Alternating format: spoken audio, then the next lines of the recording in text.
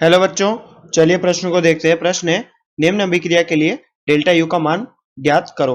बच्चों हमें अभिक्रिया दी है यहाँ पर C2H4 गैस, इस पर ऑक्सीजन की क्रिया होकर बच्चों यहाँ पर CO2 और जल मिल रहा है और डेल्टा एच बच्चों इसका यहाँ पर कितना है -14 तो 10 किलो जूल। तो चलिए बच्चों इस प्रश्न की मुख्य अवधारणा की बात करें। मुख्य अवधारणा,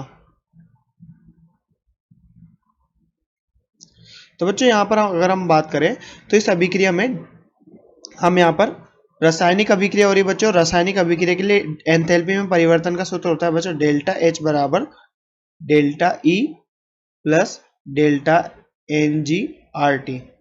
तो बच्चों यहाँ पर बात करें इस सूत्र में, डेल्टा एच क्या है? एंथैल्पी में परिवर्तन, एंथैल्पी में परिवर्तन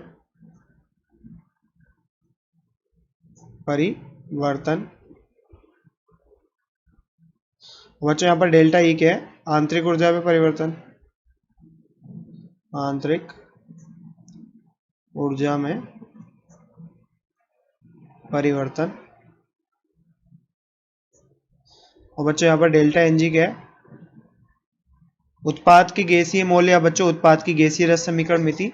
तो एन गैसीय उत्पाद माइनस बच्चों एन गैसीय अभिकारक की गैसीय रस समीकरण मिति है गैसीय, हम बोल सकते हैं यहाँ बच्चों मोल, तो गैसीय अभिकारक।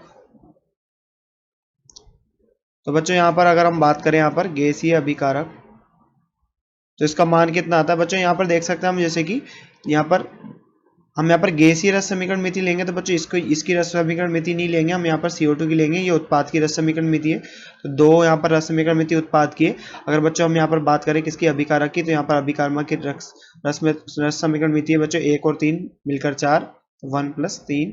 तो बच्चों यहाँ से डेल्टा एन जी का मान निकल के आता है -2। और बच्चों आर के मान की बात करें तो आर का मान कितना होता है? ये गैस नियतांक होता है बच्चों और इसका मान होता है 8.314 जूल प्रति मोल केल्विन। तो बच्चों यहाँ पर हमें किलो जूल में दी गई है, तो हम यहाँ पर क्या करेंगे? इसको किलो जूल में बदल लेंगे। 8.314 किलो जूल प्रति मोल केल्विन में बदल लिया बच्चों हमने यहाँ पर, इंटू 10⁻³ किलो जूल प्रति मोल केल्विन में बच्चों हमने यहाँ पर इसको बदल लिया।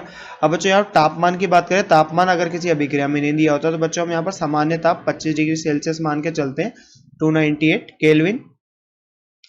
और बच्चों यहाँ पर अगर हम बात करें किसकी, यहाँ पर बच्चों डेल्टा ई को हम बच्चों डेल्टा यू भी लिख सकते हैं। अगर यहाँ बात करें तो इसे क्या डेल्टा यू भी लिख सकते हैं, और यहाँ पर डेल्टा यू डेल्टा ई बात एक ही बच्चों। अगर हम बात करें बच्चों यहाँ से हमें डेल्टा यू का मान निकालना है, तो डेल्टा यू बराबर क्या होगा? डेल्टा यू बराबर अगर इसको हम यहाँ पर करें तो delta H minus delta N G R T.